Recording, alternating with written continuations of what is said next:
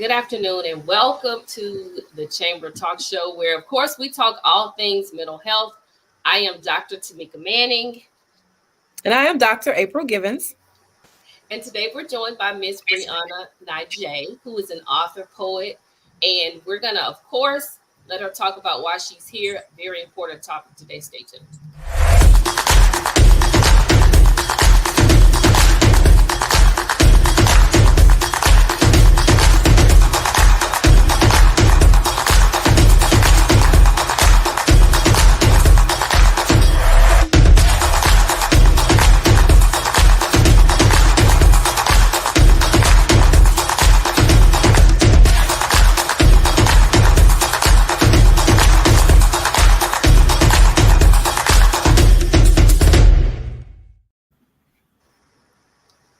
All right, welcome back.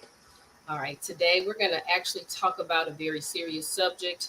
What a better time than never to talk about it. We're going into spring break. We got a lot of kids at home this week.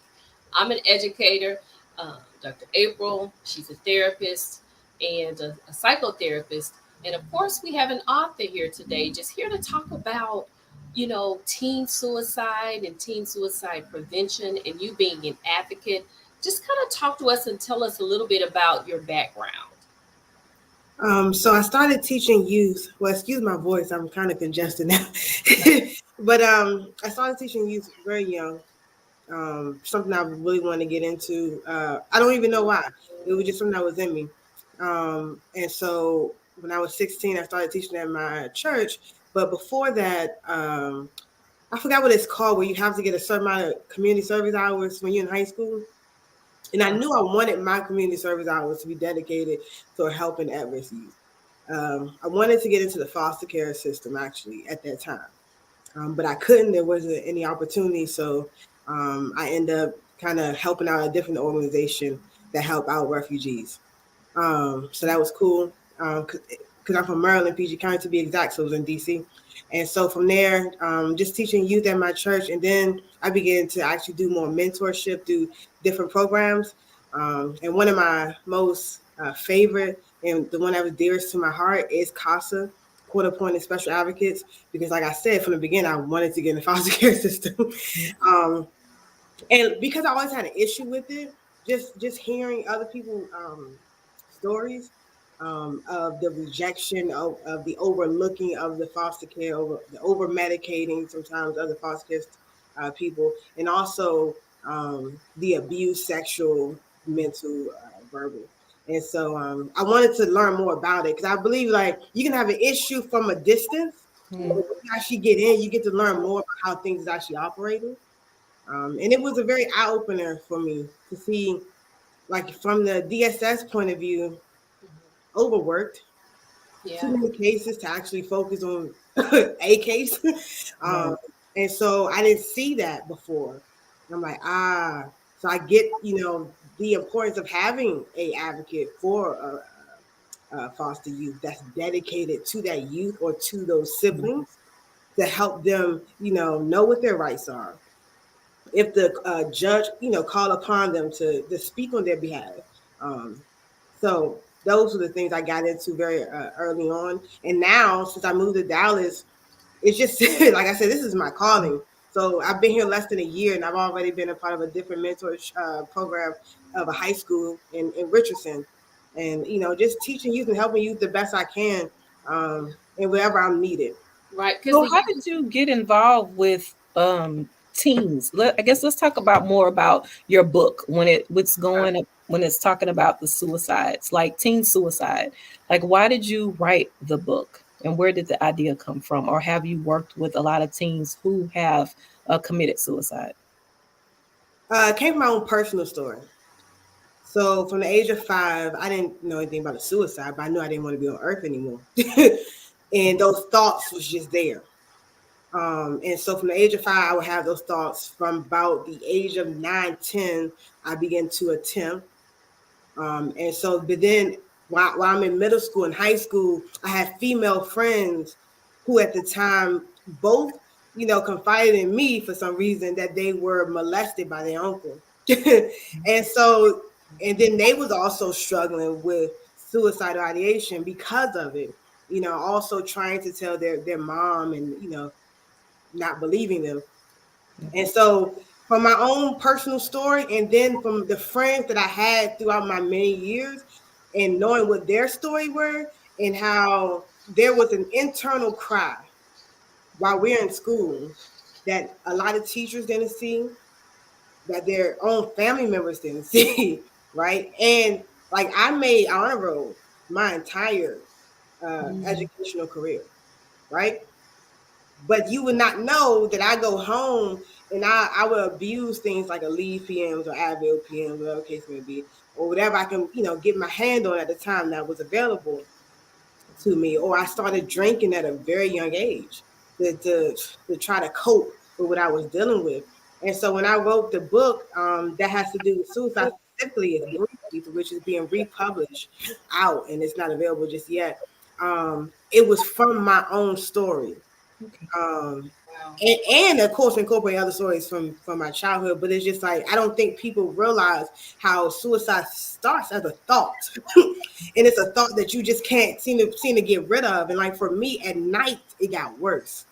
It was just like at night, die. Like I don't want to be here. And I couldn't shake it, right? To the point that I used to create my own fantasies of different ways and different methods that either I can kill myself or get involved in a situation where someone would have to actually kill me.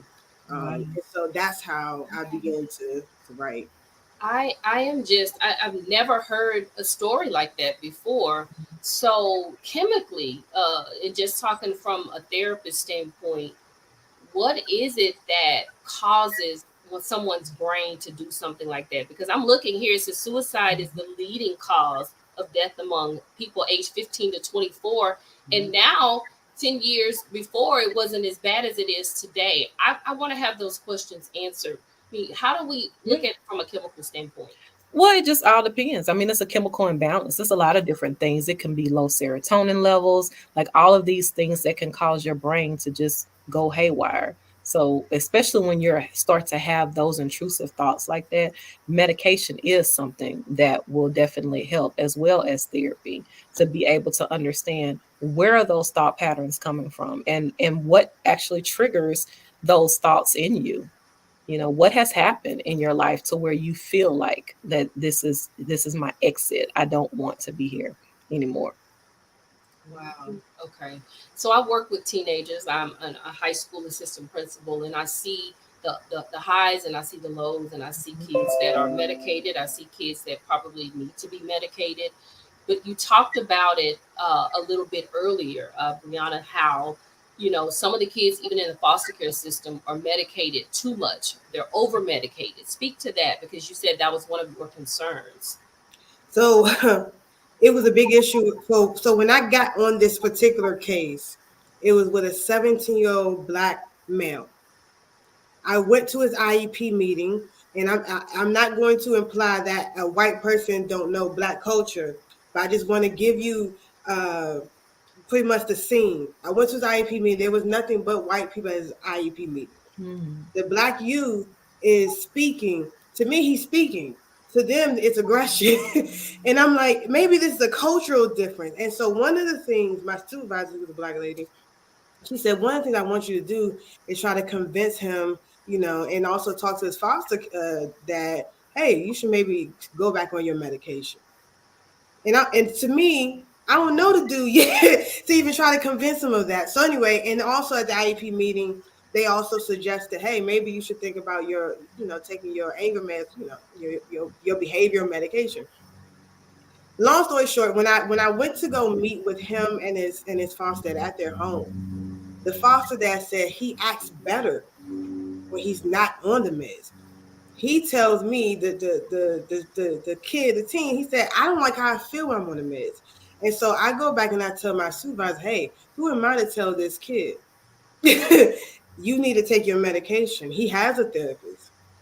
And he's 17 years old. And if he don't want to take it, and if the foster dad who's with him 24/7, so to speak, is saying, hey, I don't like how he is. He's more like a zombie when he's on this meds than he is. And like when I was, meet with this young gentleman, knowing his story too, knowing his story, I can see where the aggression would come from. Mhm. So when he's speaking and he's telling people at the IEP meeting how he feel, and if you feel as though you're not listening to him, okay, he's gonna get an attitude. I don't see, I'm not getting what you're getting, and so that was one of my issues as well, within that situation particularly.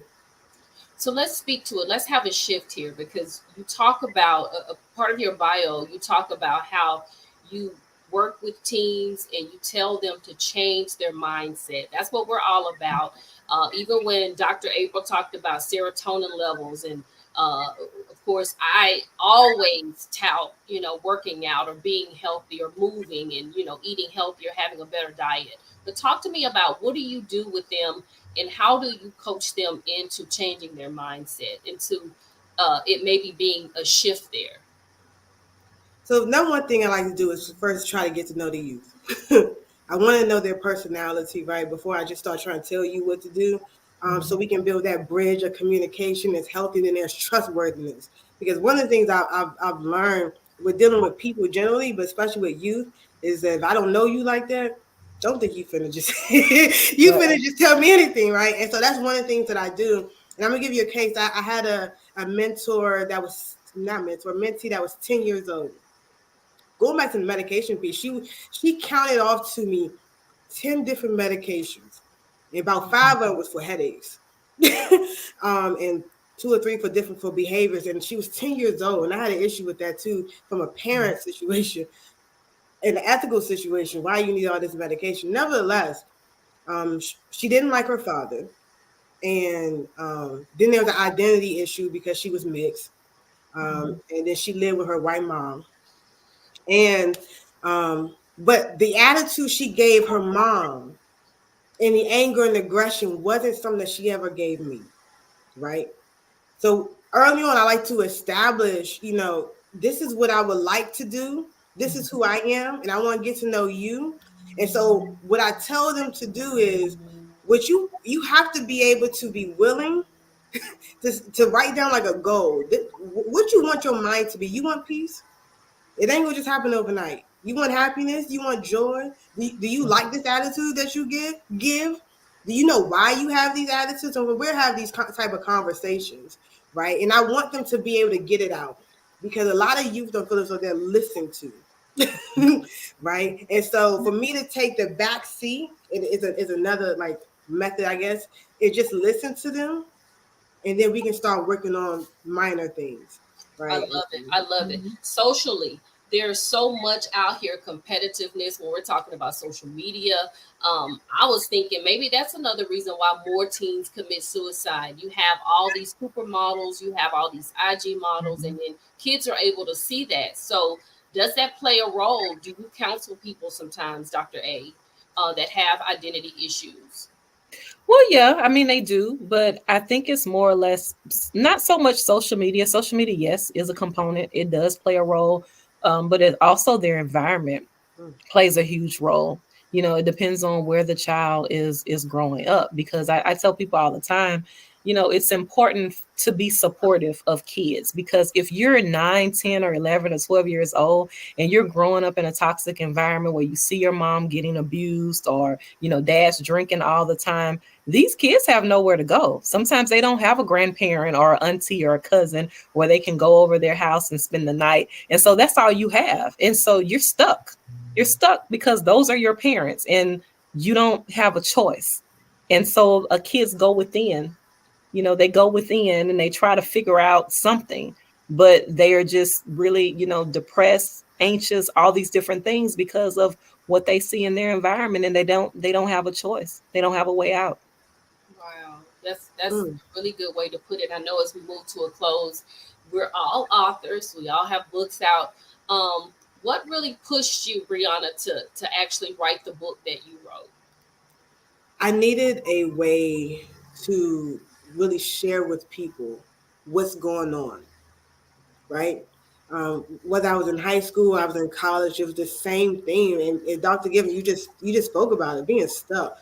And when you feel stuck and there's no way out, sometimes you either want to look for, a coping mechanism like drugs, sex, relationships, alcohol, Yeah. or you want a way out, right? And it's and when you feel that claustrophobia, it's like I got to do it, right? Yeah. And so I'm not good specifically is about when I ask you, anybody asks you, how are you? I automatically respond, I'm good. And I want people to like think about this. Mhm. Why am I lying? And how often am I lying to myself, trying to act and fake like I'm good when I'm not? And it's okay. I don't got to tell you my business and say I'm not doing well. I can just be, it's a freedom in just being honest and I'm not doing well. Yes. I love it. Mhm. I love it so much. I love that. And it's just transparency sometimes. And like you said, you don't have to tell, just know that I'll be okay. I'm not good right now in the moment, but I will be okay. A shift in the mindset. Dr. April also has a book that you all can go out and you can get. It's a journal. Dr. April, you want to talk about your book?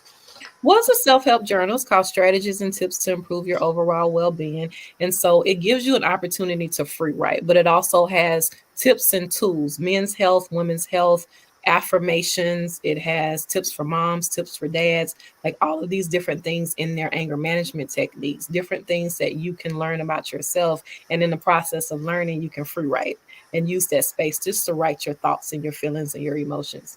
I absolutely love it. I'm an author as well. And of course, I preach get moving, get fit holistically, mind, body, spirit. It's a work for all of us. It's something that we all got to work on every day when we wake up. It also talks about positive affirmations of waking up and being grateful for what we do have and just focusing on those things and those goals. Thank you so much for coming on to share your story with us. Much appreciated. Hopefully we can have you back again at some point because we talk all things mental health. We're always coming on the Chamber Talk Show. We're getting ready to probably do somewhat of a shift, but we focus on mental health from a holistic standpoint because it's so important. And like you said, so many people committing suicide, so many people going through so many things, especially post coronavirus and the pandemic and everything that we have all experienced in that time frame. But we again appreciate you coming on. Hopefully we will see you again soon. Thank you, Dr. April. I just, always good to spar with you guys and talk to you and come on and just talk to people about life.